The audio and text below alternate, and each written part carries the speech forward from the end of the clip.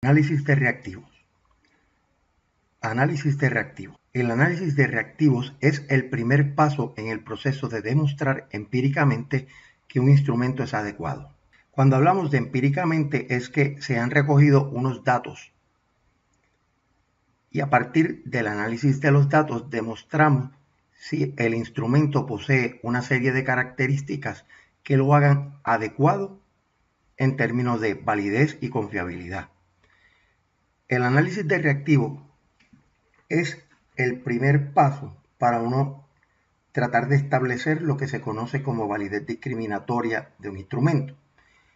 Ese ítem tiene que correlacionar, o ese reactivo tiene que correlacionar con el total de la prueba y a su misma vez este y cada uno de los ítems de la prueba deben diferenciar entre la persona que domina el concepto que mide la pregunta o una persona que posee la actitud que mide la pregunta versus el que no la posee. Operacionalmente, el análisis de reactivo nos provee dos indicadores: el índice de dificultad y el de discriminación. Por ejemplo, esto va a implicar que dependiendo de la dificultad de un reactivo es que éste podrá diferenciar de los que conocen la respuesta correcta de los que no la conocen. Continuando con el análisis de reactivos. En el caso de las escalas e inventarios, no hay índices de dificultad, ya que no hay contestaciones correctas e incorrectas. Las escalas miden actitudes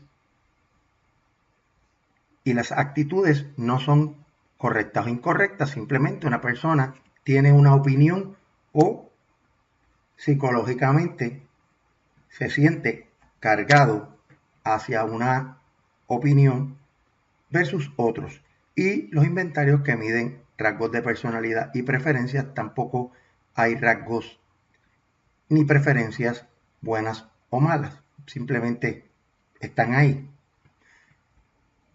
Ahora, uno puede calcular el índice de discriminación, ya que el mismo nos indica el nivel en que la pregunta va a diferenciar del que refleja un nivel mayor de actitud del que la refleja menos. Como un ejemplo, en una escala de estrés, el índice de discriminación nos dice si el reactivo diferencia entre los que tienen más y los que tienen menos estrés. Volviendo al índice de dificultad, por definición, el índice de dificultad es básicamente el % de personas que obtienen correctamente el ítem.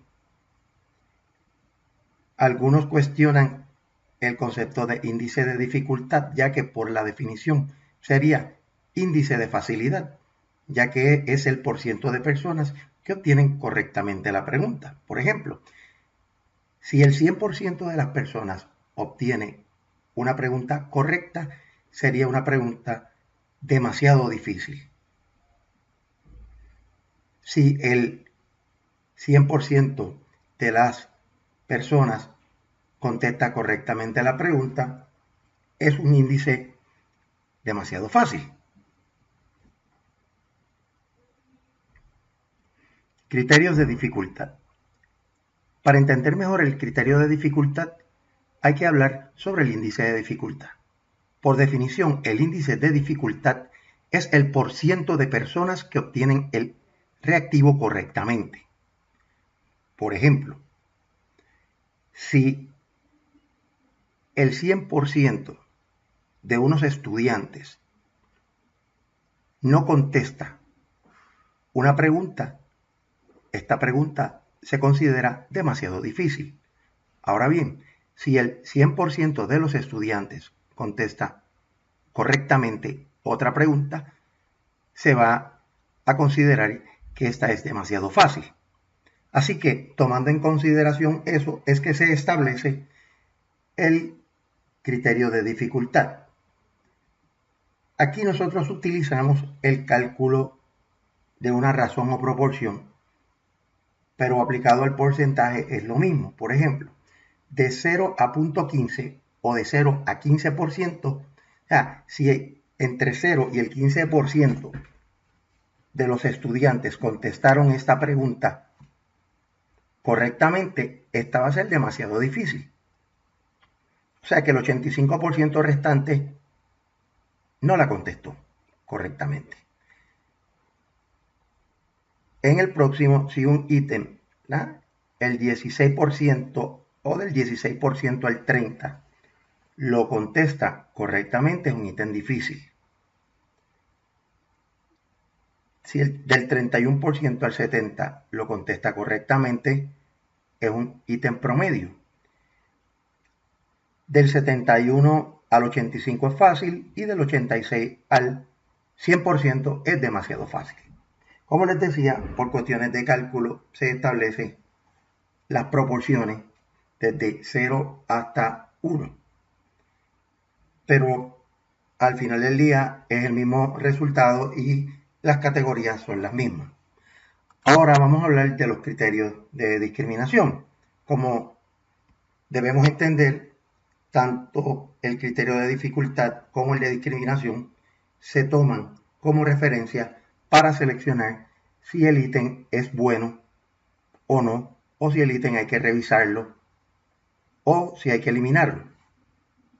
Por ejemplo, cuando hablamos del índice de discriminación, es que se supone que el reactivo diferencie entre las personas que conocen el concepto que mide la pregunta versus los que lo desconocen. O sea, esto lo que implica, ¿verdad? Y cuando hablamos de discriminación no es nada negativo, simplemente que el ítem diferencia entre los que saben el concepto y los que no lo saben.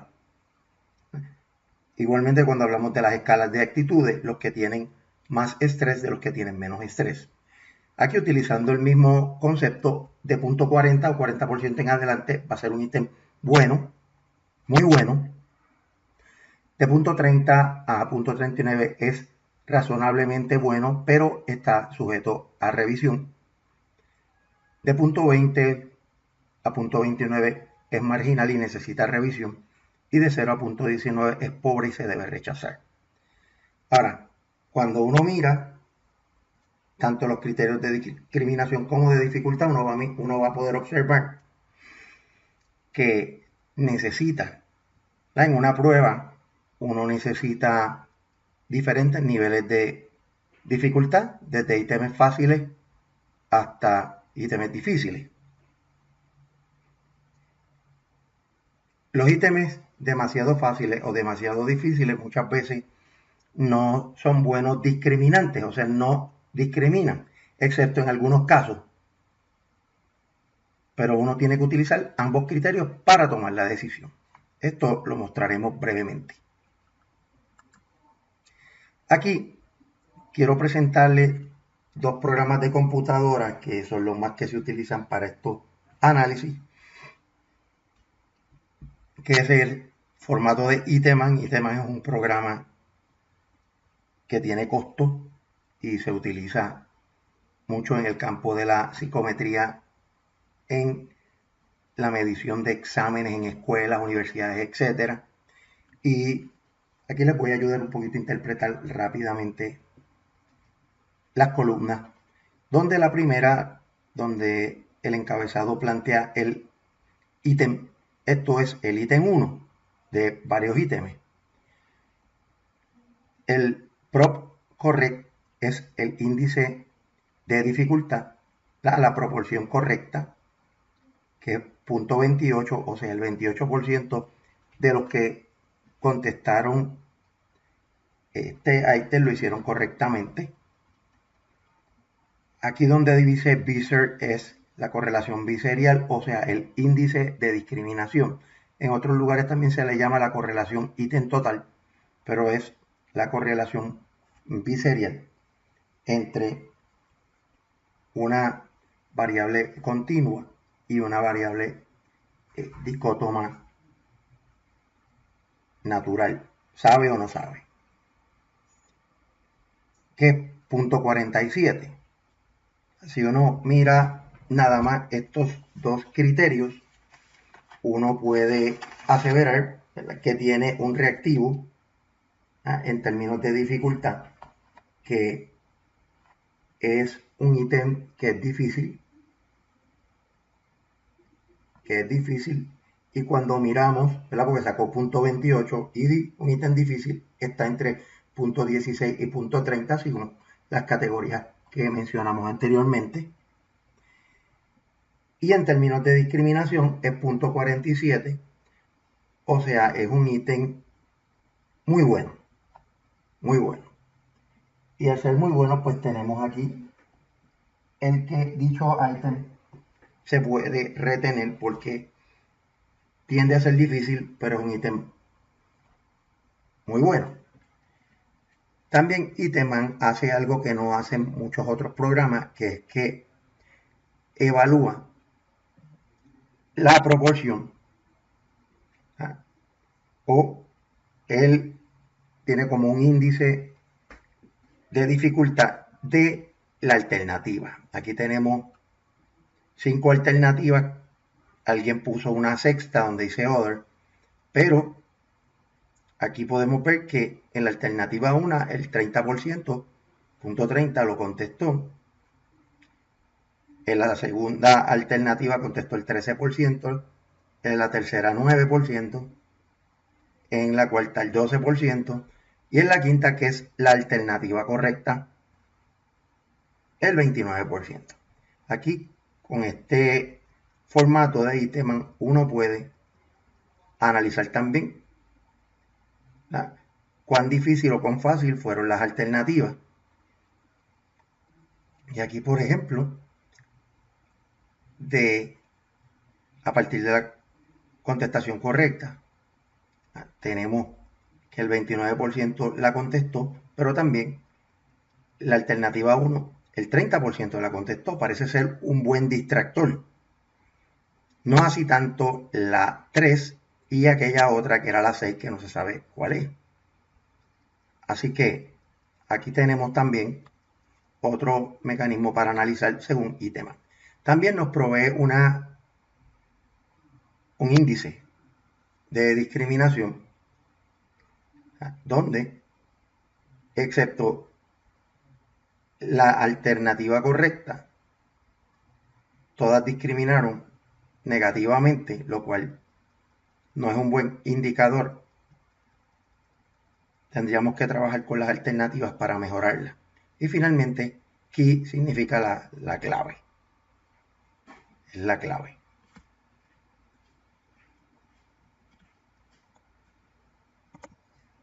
Ahora tenemos el formato de SPSS o SPSS, que es el software que más se utiliza. Es sumamente costoso. Nosotros utilizamos otro que vamos a discutir ya pronto, donde vamos a presentar cómo se hacen los análisis correctamente, cómo se analiza la dificultad y la discriminación, y se llama PSPP. Aquí en el formato, o volviendo al formato de SPSS, tiene varias columnas. Aquí tiene diferentes ítems. Aquí hace algunos análisis. Por ejemplo, te calcula el promedio de la escala. Aquí se utilizaron de ejemplo 5 reactivos. Y este es el promedio si un ítem se elimina, igual pasa con la varianza. Aquí el índice de discriminación es básicamente el que se encuentra en Correct Item Total Correlation, que ya se lo menciono. Aquí pues este es el índice de discriminación del ítem 13, que es punto 39, que es un ítem en términos de discriminación punto 39 razonablemente bueno, pero se debe revisar bien cerca de punto 40. Este es punto 50 si redondeamos, muy bueno. Igual los reactivos que se encuentran abajo. Aquí también SPSS presenta la confiabilidad, que discutiremos más adelante. Si yo elimino este ítem, ¿cómo la confiabilidad sube o baja? Pueden observar aquí que si yo elimino ítems que discriminan alto, como son prácticamente los últimos 4, baja la confiabilidad. Por tanto, los índices de discriminación tienen una relación directa con la confiabilidad. Mientras más grande es el índice de discriminación, o más grandes son los índices de discriminación de una prueba, mayor va a ser la confiabilidad de consistencia interna. Eso abundaremos luego al respecto. Aquí le estamos presentando una tabla completa de un ejemplo donde yo tengo 10 reactivos. Tengo los índices de dificultad de cada uno de ellos con los criterios según las tablas, .431 promedio. En términos de la dificultad, una dificultad promedio, miramos el índice de discriminación, es .28. Este ítem, al ser .28, es marginal. ¿Y cuál es la decisión? Necesita revisión. Aquí lo que hicimos fue que, utilizando las tablas, que es lo que usted debe hacer, obtiene el índice de dificultad, busca el criterio de dificultad, luego busca el índice de discriminación y el criterio de discriminación y analiza cuáles son las decisiones. Aquí, por ejemplo, un ítem que es promedio y marginal, pues necesita revisión. Aquí es un ítem fácil, el número 2, pero que es muy bueno, se debe retener. Ahora tenemos aquí un ítem que es demasiado fácil, pero es razonablemente bueno, se debe retener y revisarse, analizando las alternativas para tratar de ver si aumenta un poco la dificultad de la pregunta. Como les había mencionado en el pasado, un ítem demasiado fácil me va a afectar la discriminación o uno demasiado difícil. Por tanto, tengo que tener mucho cuidado. Aquí tengo un ítem que es fácil, pero es razonablemente bueno. Se debe retener y revisarse. Uno que discrimina, ¿verdad?, que es también fácil, es razonablemente bueno y es la misma decisión. También aquellos que tienen .77 son fáciles, pero también tiene .40, que es muy bueno, se debe retener. Así los demás, basándose en los criterios. Aquí también calculamos el promedio de dificultad de los 10 ítems, que da .74. O sea que estamos diciendo que en términos generales, y si usted mira los criterios, es una prueba fácil. Tenemos muchos más reactivos fáciles. Y entonces tiene una discriminación que en promedio es .39, razonablemente bueno. O sea que tengo diferentes tipos de ítems. La prueba tiende a ser un poquito fácil, pero lo que tengo que trabajar posteriormente es con revisar aquellos ítems que retuve, pero que aumentando o evaluando las alternativas puedo aumentarle un poco la dificultad y hacer que sean ítems más promedio. Pero claro, si estoy haciendo una prueba de dificultad progresiva, tengo que tomar en consideración que tengo que tener ítems desde fáciles hasta difíciles. Y en algunos casos, si no tengo muchas preguntas, pues podría trabajar con alguno demasiado fácil o demasiado difícil, según sea el caso. Así es que uno trabaja para establecer si los reactivos de una prueba discriminan o no. Ahora en el próximo video les voy a mostrar cómo esto se hace utilizando el programa estadístico PSPP.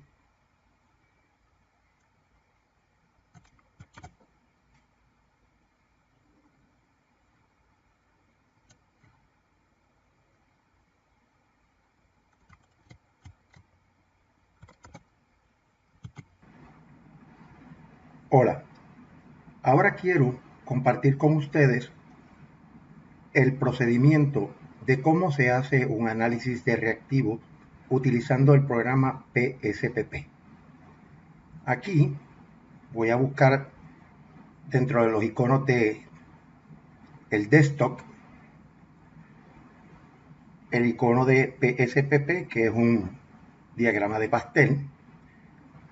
Voy a activarlo, voy a pulsarlo, y aquí me encuentro ya en PSPP. Voy a buscar ahora el archivo que vamos a analizar. Vamos a darle Open y vamos a utilizar el que se conoce como prueba de inteligencia.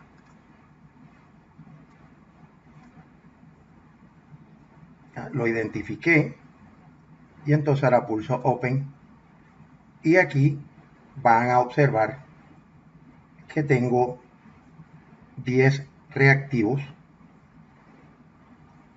que contestaron 30 personas, donde usted lo que va a ver a través a cada columna es un ítem, cada fila es una persona que contestó a las 10 preguntas.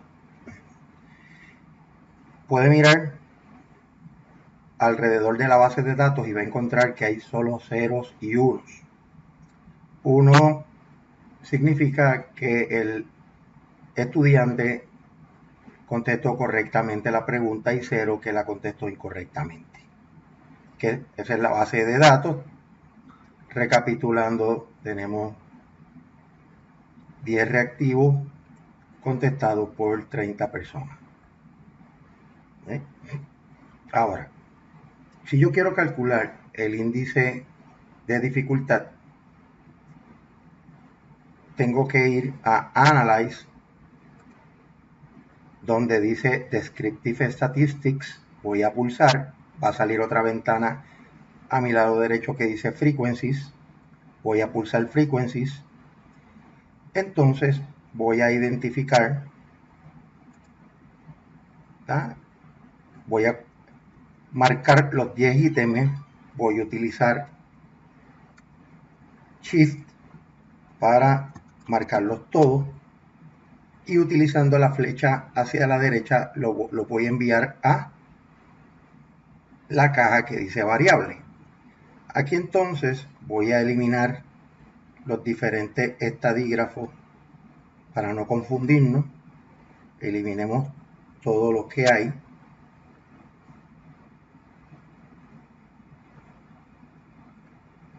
Vamos a garantizar que no tenemos ninguno. ¿Ok? No tenemos ninguno.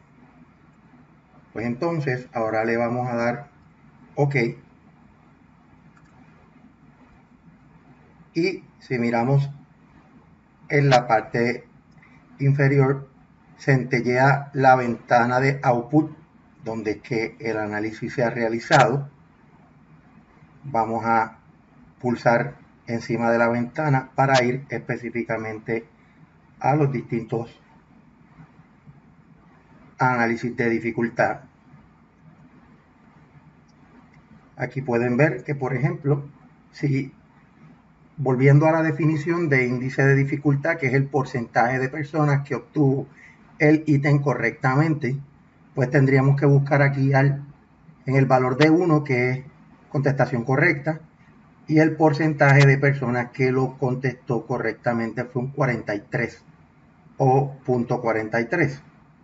Ese sería el índice de dificultad. Cuando vamos al ítem 2, lo propio, 0.83 o 83%. Ítem 3, aquí tenemos que 90%, o sea 27. También es bueno mirar la frecuencia de personas. 17 contestaron incorrectamente el ítem para un 57%.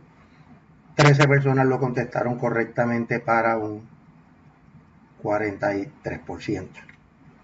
Así que ya aquí obtenemos el índice de dificultad.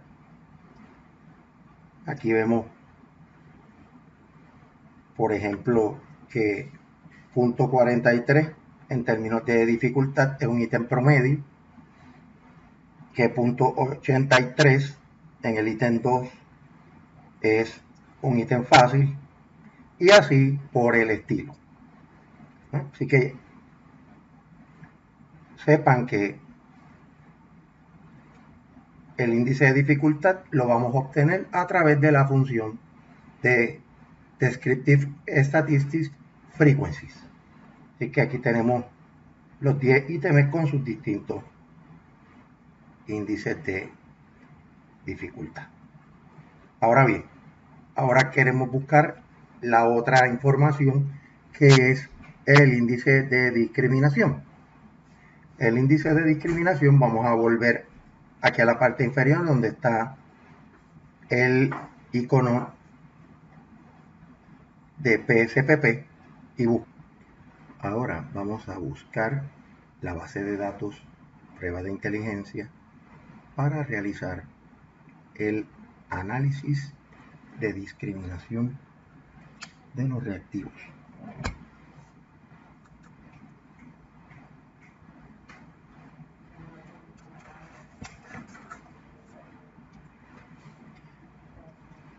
Vamos entonces a Analyze Reliability. Vamos a identificar todos los reactivos que vamos a estar analizando. Le damos Shift para llevárnoslos todos y los pasamos a la caja donde dice Items. El modelo alfa se va a quedar igual, solamente vamos a pulsar la caja que dice Show Descriptive for Scale if item is deleted. Vamos a pulsar y entonces ya estamos listos. Le vamos a dar OK y tenemos el análisis de discriminación. Aquí podemos ver que hay varias columnas. Si nosotros elimináramos el ítem 1, este sería el promedio de la escala total de las contestaciones a los 10 ítems. Igual aquí con la variación. Aquí sí es importante el Corrected Item Total Correlation, que es el índice de discriminación, que en el caso del ítem 1.28, utilizando los parámetros de discriminación antes discutidos, un ítem de punto 28 es un ítem marginal que necesita revisión. Tenemos el de punto 48, que establece que es muy bueno. Punto 31 es razonablemente bueno y está sujeto a revisión, y así le aplicamos todos los criterios. También el programa nos permite ver la confiabilidad si eliminamos los reactivos. De los 10 reactivos, si eliminamos el 1, la confiabilidad sería 0.73. Eso lo vamos a discutir en el tema de confiabilidad, pero es otra información que nos da importante el programa. Es una información muy valiosa cuando estamos seleccionando los reactivos que se van a quedar. Así que pues ya saben, ya tenemos confiabilidad, ya tenemos validez. Ahora voy a mostrarles una tabla donde lo que hicimos fue que unimos los resultados de la validez y la confiabilidad para discutir cómo tomamos decisiones en términos de los reactivos que hay que eliminar, hay que mejorar o hay que retener. En esta tabla pueden ver cómo recogimos la información de los análisis de reactivos donde obtuvimos el índice de dificultad y el de discriminación. Anteriormente habían visto esta tabla, pero ahora tiene sentido porque proviene del análisis que hicimos en PSPP. Aquí tenemos los 10 reactivos, los índices de dificultad de cada uno según se obtuvieron en PSPP, los criterios de dificultad según las tablas de la presentación, donde vemos que un ítem de punto 43 tiene una dificultad promedio, uno de punto 83 es fácil, y así el índice de discriminación, que es punto 28, que es marginal. Aquí es un ítem muy bueno, y aquí son las decisiones basadas en los criterios, que pueden ver en detalle lo que hicimos con la información utilizando los criterios de esta misma manera. podemos ver cómo más adelante con estos 10 reactivos tenemos que trabajar, por ejemplo, con el 3, el 4, el 5 y el 10. ¿Por qué? Porque también o son fáciles o demasiado fáciles. Hay que tratar de evaluar las alternativas, a ver si aumentándole un poco de complejidad a las alternativas, la pregunta mejora. Aquí también vemos el promedio de dificultad de los 10 reactivos, que es .74, lo cual a simple vista y mirando los criterios resulta ser una prueba donde hay muchos más reactivos fáciles, ya que representa una prueba fácil, y en términos de la discriminación es una discriminación razonable, pero implica que hay que revisar varios de los reactivos. Básicamente con este análisis ya uno tiene la decisión de qué ítems se quedan, qué ítems habría que eliminarse si estos no discriminan adecuadamente, y cuáles uno retiene porque son reactivos muy buenos. Así que esta tabla espero le haya aclarado la importancia del análisis de reactivos antes de evaluar la confiabilidad y validez de la prueba.